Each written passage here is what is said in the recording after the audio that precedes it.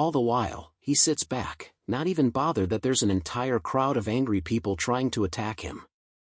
Then suddenly, a group of people run into the lobby shouting that Suchin tried to kill someone. Gao Chang notices that Day has gunshot wounds, but he knows that there aren't many people who can get their hands on a gun. It seems like there's a tough character living upstairs. Xiaoan announces to everyone that Suchin's room has electricity, air conditioning, and even a swimming pool. That catches everyone's attention, and she verifies that she saw it with her own eyes. There was even lots of food and ice cubes, which made the room seem like heaven compared to the sauna that was in the hotel lobby. The crowd rallies together and makes their way upstairs to confront Suchin, and Day orders his men to follow them and make sure that Suchin gives up his room no matter what. The crowd reaches the door to the residential room, and when Suchin opens the door, they get a taste of the cool air in the room. They all beg him to allow them to stay in his room, while a kid peeks his head into the room looking for the fried chicken that Xiao Qin had mentioned. Once he spots it, he runs into the room in a frenzy, desperate for a taste of the food, but a foot to his stomach sends him flying back into the crowd. That causes the crowd to go into a frenzy. Since he kicked a child, they determine that someone like him doesn't deserve to stay in such a luxurious room. They try to rush at him, but he pulls out the gun and shoots blindly into the crowd, taking out one of the people standing at the back. As the man drops dead to the floor, he reminds them that he may be alone, but they only have one life. Downstairs, Xiaoyu screams out once he notices his brother is outside, lying down in the scorching sun. The rest of his brother's men hold Xiaoyu back from running outside, as his brother is already long dead. His wound was already infected and rotting, and because of the high temperature and no medicine to treat the wound, the man passed on. Xiaoyu knows exactly who to blame for this, and it's the man that shot his brother in the first place. The man himself is currently being seduced by Xiaoan and Lina, who are trying to remind him how much she loves him.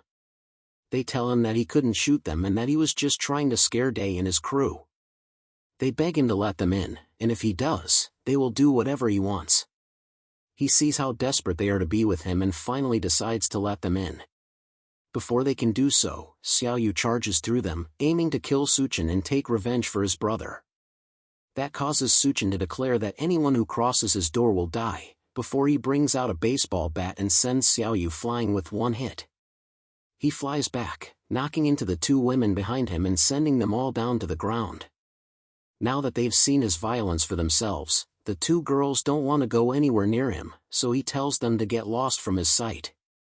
They drag the knocked-out Xiaoyu away, and he glances up at the armed surveillance system that he mounted inside the door. If they hadn't left, they would have died, regardless of if they managed to take him out in the process. Outside, a cargo of armed military vehicles drives down the burning streets towards the hotel.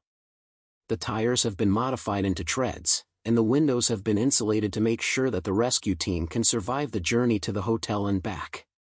One of the vehicles parks in front of the hotel, and some armed men in insulated suits step out and enter the hotel lobby. They ask if Li Django from the academy is in the building, and he steps out from the crowd towards them. The rescue team is there for him and only him, and they give him the insulated suit to put on so he can leave with them. Professor Liu is a geological expert, and he will be able to play an important role in stopping the disaster. The rest of the people in the lobby yell out in protest because they are trying to rescue only one person instead of the crowd of people that were also trapped in the hotel. One of the men announces that the authorities have already launched a separate rescue operation that will take place at midnight, which is the coldest time of the day. Once nighttime falls, they can all make their way to Silicon Valley Plaza, where they will find the rescue point. The others in the lobby celebrate that they will soon be rescued, but not everyone is satisfied. Mr. Sun rushes towards one of the insulated guards and demands that they give him an insulated suit so he can leave with them, but the guard is easily able to restrain him. With no other options, he orders Gao Chang to snatch up one of the insulated suits for him, but they can't move with several guns pointed at them. The soldiers turn to leave, but Xiaoan stops one of them and tells them that there's a murderer upstairs. Lina also announces that the murderer has a gun and he has killed several people already, and he almost killed them too. One of the soldiers, Xiao Fan, decides to stay back and investigate the situation. The other soldiers warn him not to be too impulsive and to focus only on completing the mission, but he declines and assures them that he will contact them after dealing with the situation. He heads up the stairs, and Xiaoan celebrates the fact that after Suchin is shot dead, then she will be able to stay in the room and wait for rescue. Xiao Fang sneaks up to the presidential suite, but then he notices a camera watching him through a plant in the corner. Before he can process it, the door opens and 2 bombs are thrown out. The first is a flash bomb, which immediately blinds him. Then the second is tear gas, which causes him to cough uncontrollably. While he's trying to regain his senses, Suchin sneaks up behind the soldier and hits him with the baseball bat, knocking him out cold.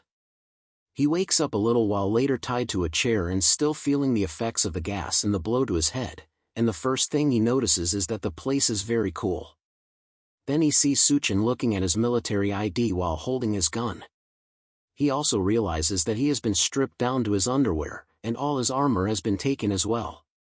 Now that he's awake, they can talk, but the soldier is more interested in how an ordinary guy got so many ice cubes and air conditioning. He's also curious about how he got access to so many weapons and flash bombs. Suchin tells him that he's a recent graduate, and he got the guns and everything else during a trip to the Middle East. The story is completely unbelievable, but there's nothing our protagonist can do to change that. So, he instead switches to asking more important questions. Suchin wants to know if the government has set up rescue points for citizens to go to in the morning. The soldier is shocked that he knows about that, but Suchin doesn't ask further and instead explains that being exposed to the moonlight for more than 10 minutes can lead to fainting, and this will cause many people to die on the way to the rescue. Fang knows this, but there's no other way to save people. They have established safe zones and modified rescue vehicles in the area, and all they need is for the residents to reach the rescue point on their own. All they need to do is to wear some sort of insulated blanket, and they should be able to survive the walk to the rescue point. Suchin places a hand on his shoulder and goes behind him with a gun pointed at the back of his head.